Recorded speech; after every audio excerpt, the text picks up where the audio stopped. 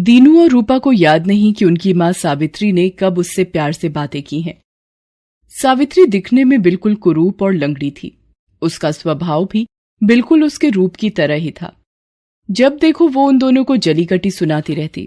आज शाम भी जब वो जंगल से लकड़ियां काट कर घर वापस लौट रहे थे तो रास्ते में ही जोरों की बारिश शुरू हो गई। उन्हें कहीं बारिश से बचने की जगह नहीं मिली तो वो भीगते हुए ही घर पहुंचे। दिमाग खराब है तुम लोगों का, इतनी बारिश में कहीं रुक जाते। तुम लोग भीग कर आए उसकी मुझे कोई फिक्र नहीं, लेकिन ये लकड़ियां जो भीग गई उसका क्या करूं? कल जो तुम लकड़ियां बेचने जाओगे तो ये भीगी लकड़ियां कौन खरीदेगा? ना जाने क्या खाकर पैदा किया है तुम दोनों को, जब देखो नुकसान ही करते हो। दीनू और रूपा ने अपनी माँ की बातों का कोई जवाब नहीं दिया। उन्हें पता था कि अगर उन्होंने कुछ बोला तो उनकी माँ फिर से उन्हें कुछ भला बुरा कहने लगेगी। कभी कभी तो उन्हें लगता था कि ये उनकी सौतेली माँ है। बहरहाल अपनी माँ से बिना मतलब की बात पर भी डांट खाने की उन्हें आदत हो गई थी। उस रात जब वे दोनों खा पी कर सो गए तो दीनू को सपने में एक बड़ा पहाड़ दिखाई दिया। उसने देखा कि एक आदमी उस पहाड़ की ऊंची चोटी से उसका नाम पुकार रहा है। दीनू, दीनू, अरे कितने दिनों से तुम्हें पुकार रहा हूं, तू आता क्यों नहीं? अरे अब क्या मेरे मरने के बाद आएगा? जल्दी आजा दीनू, आजा। लगातार आती आवाज सुनकर दीनू डर गया और चिल्लाते हुए वो जाग गया। उसकी आवाज से उसकी बहन रूपा की भी नींद खुल गई। क्या हुआ दीनू, कोई बुरा सपना देखा क्या? हाँ रूपा, फिर से वही सपना। कोई मुझे जंगल के सामने वाले पहाड़ से मेरा नाम लेकर पुकार रहा है। वो मुझे जल्दी आने को कह रहा है और वो ये भी कहता है कि समय कम है, जल्दी आओ। वो तो मुझे नहीं दिखता, लेकिन शायद वो मुझे देख सकता है। ये सपना तो तुम कई सालों से देख रहे हो। हाँ रूपा, मुझे लगता है कि इस सपने के पीछे कोई राज है। मुझे उस पहाड़ पर जाना चाहिए रूपा। अरे तुम कैसे वहां जाओगे? माँ पूछेगी तो मैं क्या जवाब दूंगी? वो तो वैसे ही हमेशा गुस्से में रहती है। अगर तुम्हारे पहाड़ पर जाने का पता चलेगा तो पता नहीं वो क्या करेगी। तुम माँ को कुछ मत बोलना रूपा, लेकिन लगता है मुझे एक बार वहां जाना ही होगा। ये कहकर अगली सुबह दीनू पहाड़ पर जाने के लिए निकल पड़ा। वो बिना रुके पहाड़ पर चढ़ने लगा। ऊंचाई पर चढ़ने पर उसे परेशानी हो रही थी, लेकिन वो उसकी परवाह किए बिना पहाड़ पर चढ़ता रहा। जब वो लगभग चोटी पर पहुंचने वाला था तभी उसे वही आवाज सुनाई पड़ने लगी जो उसे सपने में सुनाई पड़ती थी।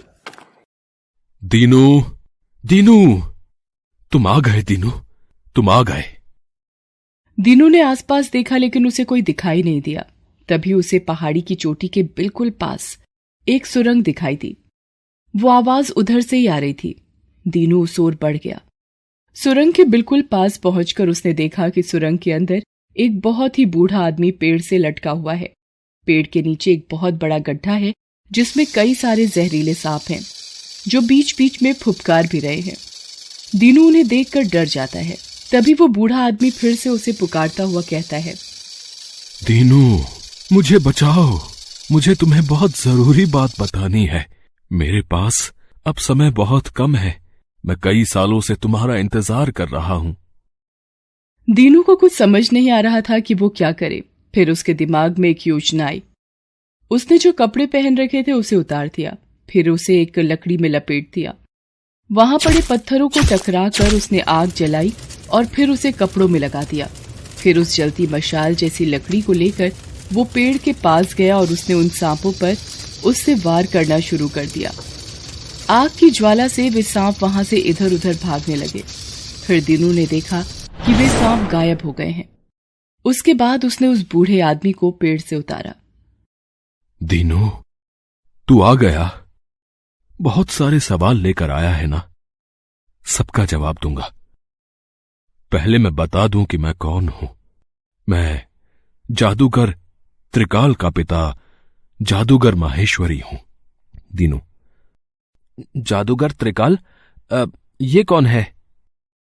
यही वो शख्स है जिसने अपने जादू के जाल में फंसाकर तुम्हारी दुनिया बर्बाद कर दी है। तुम और तुम्हारी बहन को हमेशा लगता है ना कि तुम्हारी मां तुम्हें प्यार नहीं करती, वो सौतेली है। हाँ, लेकिन ये सब आपको कैसे पता? इस सब के पीछे मेरे बेटे त्रिकाल का हाथ है। उसके बाद उस बूढ़े आदमी ने दीनू को अपने बेटे त्रिकाल के बारे में बताया। उसने बताया, त्रिकाल तुम्हारी माँ से बहुत प्यार करता था। तुम्हारे पिता कुंवर राजमल इस इलाके के बहुत बड़े जमींदार थे। तुम्हारी माँ सावित्री भी पड़ोस के गांव के जमींदार की इकलौती बेटी थी। तुम्हारी माँ सावित्री बहुत ही सुंदर थी। मेरा बेटा त्रिकाल उसके रूप पर मोहित हो गया था। वो किसी भी तरह उसे हासिल करना चाहता था। एक दिन जब तुम्हारी माँ शाम को अपने पति यानी कुंवर राजमल के साथ नदी किनारे घूमने गई थी, त्रिकाल ने अपनी माया से एक बहुत बड़ा तूफान उठाया और तुम्हारी माँ को तुम्हारे पिता से अलग कर दिया। उसके बाद उसके सामने अपना प्रेम प्रस्ताव रखा। तुम्हारा दिमाग खराब है क्या त्रिकाल? मैं एक शादीशुदा पतिव्रता स्त्री हूँ। मेरे 2 बच्चे हैं। उस स्त्री के सामने तू ऐसी बेकार की बातें कर रहा है। सावित्री, तेरे पति को तो मैंने यमराज के पास पहुंचा दिया। अब पति ही नहीं रहा तो पतिव्रता किस बात की? त्रिकाल के मुंह से अपने पति की मौत की बात सुनकर सावित्री गुस्से में पागल हो गई। उसने वहां पड़े एक बड़े से पत्थर को उठाया और उसके सिर पर खींचकर मारा। त्रिकाल के सिर से खून निकलने लगा, लेकिन उसने तुरंत ही अपने जादू से अपने घाव को भर लिया और हंसते हुए कहा, त्रिकाल नाम है मेरा, त्रिकाल। मुझसे बड़ा जादूगर ना कोई हुआ है और ना ही होगा। इसलिए अपनी ये ओछी हरकतें छोड़ और मेरी पत्नी बन जा। मेरे जीते जी तो ये कभी नहीं हो सकता। मैं अभी अपनी जान दे देती हूँ। यह कहकर सावित्री नदी में छलांग लगा देती है, लेकिन त्रिकाल अपने जादू से उसे बचा लेता है। वो तुम्हारी माँ से जबरदस्ती शादी नहीं कर सकता था, क्योंकि ऐसा करने पर उसकी सारी जादुई ताकत समाप्त हो जाती। लेकिन वो सीधे तरीके से तुम्हारी माँ को राजी करने में असफल रहा था। इसलिए उसने अपने जादू का सबसे कठोर प्रयोग किया और तुम्हारी माँ को कुरूप बना दिया। और उसने अपने जादू से एक जादुई माया जाल रचा और सावित्री से कहा, बहुत घमंड था ना तुझे तेरे रूप पर। ले, छीन लिया मैंने तेरा रूप, और हां, तेरे पति को तो मैंने मार दिया। अब जिन बच्चों के लिए तुम मेरा प्रेम निवेदन ठुकरा रही हो, आज के बाद मेरे जादू के प्रभाव से कुछ ऐसा होगा कि जिस दिन भी तुमने अपने बच्चों से प्यार से बात की, उन्हें प्यार किया, वो उसी समय मोम के बन जाएंगे। तुम्हारी मां अपने पति को खो चुकी थी, लेकिन वो तुम दोनों को नहीं खोना चाहती थी। त्रिकाल ने अपने जादू से उन्हें मजबूर कर दिया था। यही नहीं, उसने अपने जादू से तुम्हारे पिता की बड़ी हवेली, जमीन जायदाद सभी मिट्टी का कर दिया। मुझे यह सब पता लग गया था तो मैंने उसका विरोध किया, लेकिन उसने अपनी जादुई शक्ति का मुझ पर भी इस्तेमाल किया और इस पेड़ से मुझे टांग दिया। मैं भी जादूगर हूँ, लेकिन उसके जितना बड़ा नहीं, इसलिए मैं खुद से यहां से नहीं छूट सकता था। इसलिए हर दिन तुम्हें आवाज दिया करता था। मैं उस त्रिकाल को नहीं छोड़ूंगा। उसने मेरे पिता की हत्या की, मेरी मां को हमसे दूर किया। मैं उसे मार दूंगा। उसे मारना इतना आसान नहीं है दीपू। उसने जादूगरी की ऐसी ऐसी सिद्धियां पाली हैं कि वो पल में कुछ भी कर सकता है। कोई भी शैतानी ताकत अच्छाई के आगे जीतती नहीं है। उसे हारना ही पड़ता है। मैं उसे हराऊंगा। बताइए कहां है वो? कहां है आपका बेटा? वो इसी पहाड़ी पर अपनी जादुई दुनिया बनाकर रहता है। उसे मारने के लिए तुम्हें इस पहाड़ी की काली गुफा में जाना होगा। जैसे ही तुम गुफा में जाओगे, तुम्हें एक जादुई बैल मिलेगा। वो तुमसे बातें करेगा। वो जो कुछ भी तुमसे कहे, तुम उसका उल्टा करना। अगर तुमने ऐसा नहीं किया तो तुम भी उसके जादू के जाल में फंस जाओगे। जब तुम उसके जादू से पार पालोगे तो तुम्हें एक काली मूर्ति दिखाई देगी। उस मूर्ति के पास ही तुम्हें एक जादुई जल का तालाब मिलेगा। उसी के पास तुम्हें त्रिकाल को मारने का मंत्र मिलेगा। वो कैसे मरेगा, इतना तो मैं भी नहीं जानता, लेकिन उस मूर्ति तक तुम्हें पहुंचकर और जादुई जल वाले तालाब के पास जाकर तुम्हें कुछ न कुछ ऐसा मिलेगा जिससे तुम्हारी मंजिल मिल जाएगी। ये कहकर वो बूढ़ा आदमी वहीं जमीन पर गिर पड़ा और उसने दम तोड़ दिया। दीपू उसके बताए रास्ते पर चलकर काली गुफा के पास पहुंचा। जैसे ही वो गुफा के पास पहुंचा, सच में उसे वहां एक जादुई बैल मिला। अरे दीपू, तुम आ गए, सही किया, बहुत देर कर दी आने में। चलो अब मेरी बाईं ओर आओ, मैं तुम्हें काली मूर्ति के पास ले जाऊंगा। लेकिन दीपू ने उसकी बात नहीं सुनी। वो उसके बाईं नहीं दाईं ओर चलने लगा। फिर उसे रास्ते में आग का दरिया दिखा और एक और नदी दिखाई दी जिसमें कई सारे मगरमच्छ थे। बैल ने उसे आग के दरिया में कूदने को कहा, लेकिन दीपू मगरमच्छ वाली नदी में कूद गया। ये देखकर बैल बहुत गुस्सा हुआ। तुम बिल्कुल पागल हो, मैं जो बोलता हूँ वो सुनते नहीं। लगता है तुम यहाँ मरने आए हो। अगर इस बार भी तुमने मेरी बात नहीं मानी तो तुम कभी भी काली गुफा के पास नहीं पहुंचोगे। दीपू पर बैल की बात का कोई प्रभाव नहीं पड़ा।